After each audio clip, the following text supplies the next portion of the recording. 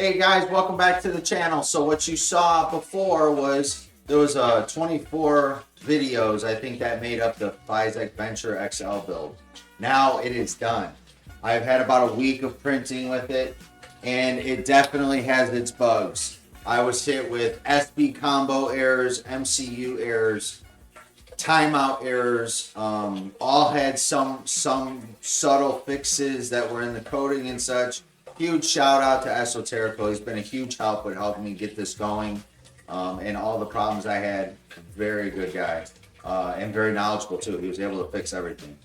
But there was a lot of quirks with this machine. When it prints very well. When it's acting up, it acts up very well. It kind of does its own thing, and no rhyme or reason to why it does things. Sometimes you'll plug it in and it'll work great, and then you'll unplug it and plug it back in and power cycle it, and then it'll give you errors and do a bunch of goofy different things that just don't make sense. Okay, you try troubleshooting one thing, you think it's one thing, and you think you have it pinpointed, then all of a sudden it comes and does something else. So a few things. I did have to take the tool head apart probably 3 times just to reset everything, and I was checking, troubleshooting with the heater. It actually, the last time I just printed, it tripped out on a extruder not at temperature, and it was a 3-day print that had 20 hours left, and it just stopped. Randomly at 2 in the morning, it just stopped. So I have had enough. I will be making a video series on installing the Leviathan and the Nighthawk SB in this. Eventually, once I get that installed and all that's comfortably working, I'm going to get the Nighthawk 36, and I'm going to put a Reaper in this, a Reaper tool head. So just a couple things. I'll take you around the machine real quick. This right here, this rolling spool, awesome. I think it's great. It was so good. I actually had the one that hangs off the side that it kind of goes this way. Well, again, part of the troubleshooting, not sure if it made a difference. I believe it did, because all those problems with that specific thing went away. Okay? And all I did was use these rollers now, which is a very good design. I like how it goes straight in. It'd be nice if it was in a box, but for all intended purposes, it works great. Okay. Another thing, it seems like, here, we're gonna go on a trip over here. The tool head that's back there, sometimes it works, sometimes it doesn't. Sometimes there's goofy errors and sometimes there isn't. The SB combo errors that I ran into, I was told to check the wiring. I was told to check the CAN bus connection, all that stuff. So, I'd unplug it, plug it back in, kind of check on it. But no rhyme or reason why this thing does anything. And again, it could print I had it print 3 successful prints over the span of 4 or 5 days. Actually a little bit longer than that. That was probably about 6-7 days that I got 3 or 4 prints out of it. Went great. Was printing great. Then all of a sudden I printed another one. Nothing. Just kept erroring out a whole bunch of times. First I got an MCU error. Then I got a SB error. Then I got SB combo again. MCU.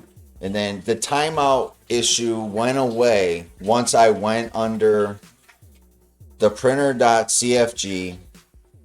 If you control F and search for timeout, it's natively set for 600. Well, again, with Esoterical's help, he had told me to set it to 2000. Never saw that error again after we set it to 2000.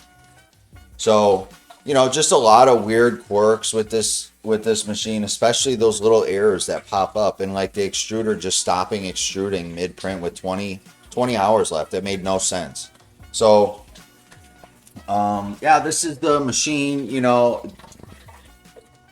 The cam works great. Everything is very good inside the machine. Here, the machine has a big build volume.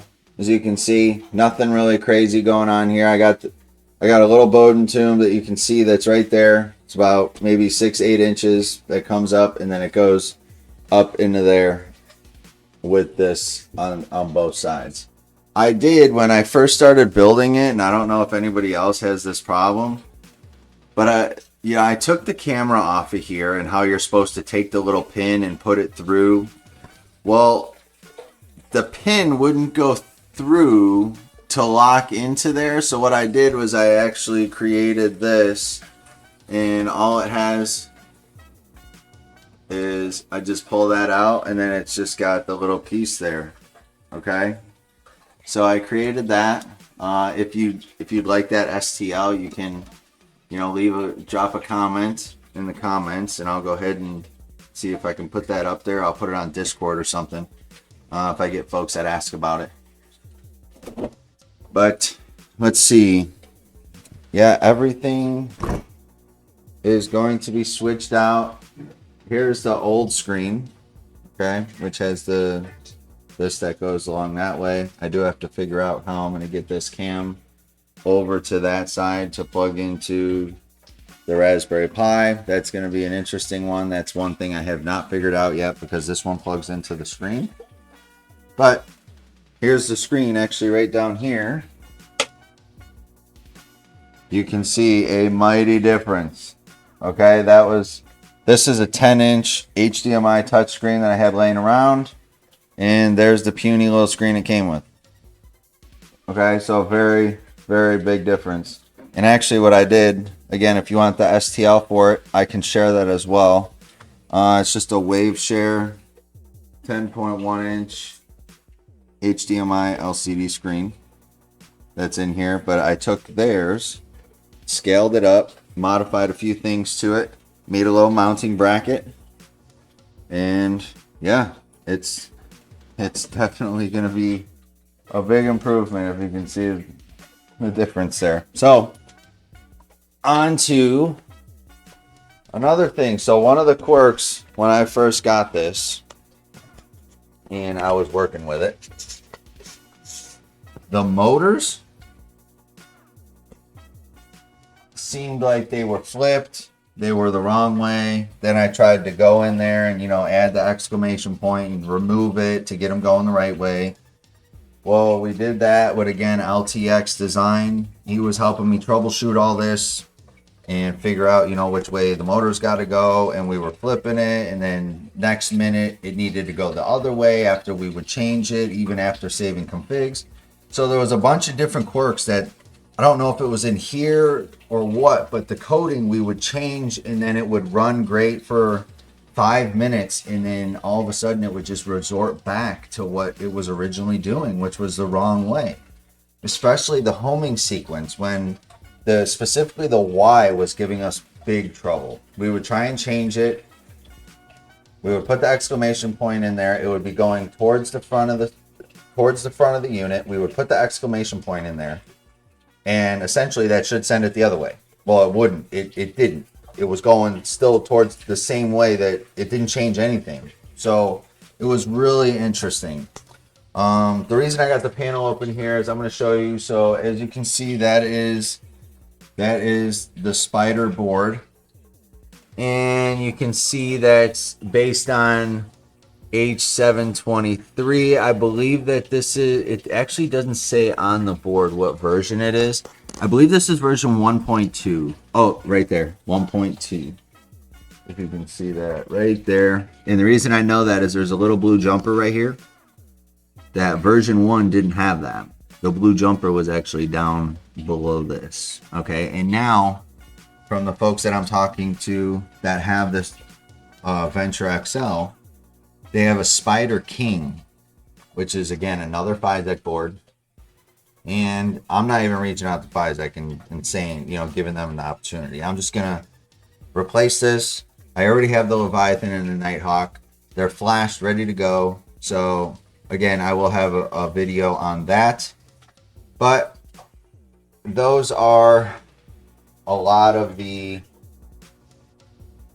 little things that were causing me issues. And yeah, this was one of the things I printed with it. It's a nice little stand, you know, hold the, for those that saw my other videos, here's the Panda Edge. I love this thing, especially on such a big print volume. It's great. Got that, you know, some snips and some of the LDO wrenches here that just fit in there. And then this is for the glue that I don't have in here right now because it's by my other printer. But those are just some of the things that I wanted to discuss with you. I know a lot of you are, you know, kind of looking at the videos for guidance, and you know, the whole community really is really good. Somebody asked the other day, I saw them on Facebook, that they were asking about getting this unit, and they had already gotten this unit. Again, this was my first printer build, so I've never built a printer before. I needed this for a project that was super crucial. I actually have to do something that and get it done within the next couple weeks. So that's why I'm not messing around with this Fysetc board anymore. I gave it its opportunity. I said, if you mess up again, you're going into surgery. Guess what? It's going into surgery. So the best thing I can say, as I said in the other videos, is use the Discord. You know, there's plenty of channels on there that you can go and see, you know, myself and other folks talking about this unit and what they're doing and how they're doing it. I know a lot of folks are putting Kraken in this. I don't want to go that route. I don't have plans for all-wheel drive and all this crazy stuff. At least as of right now. I hope I don't end up putting my foot in my mouth with it, but I don't have plans for all that. I just need this thing to print, and I want it to print reliably. That's all I need it for. So that being said, stay tuned for the other videos. Again, we're going to be putting a Leviathan and a Nighthawk SB, as well as, instead of the Cardo, since there is no Cardo port on the SB, I got Beacon that I'm going to put on it. So essentially, I believe it's the same thing. I don't really know the difference. I just know that they use the same technology, I believe. So hit that like button, subscribe, and we'll see you next time. Take care.